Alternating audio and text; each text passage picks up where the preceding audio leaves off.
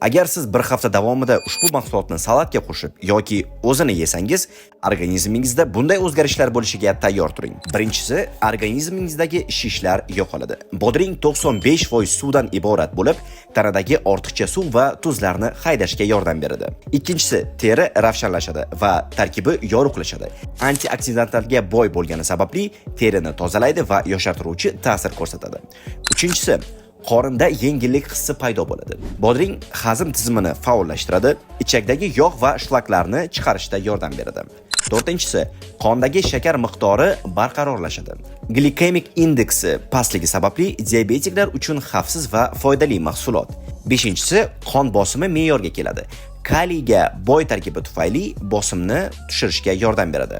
Oltinchisi, immunitet kuchayadi. C vitamini va flavonoidlar tufayli organizm kasalliklarga qarshi chidamliroq bo'ladi.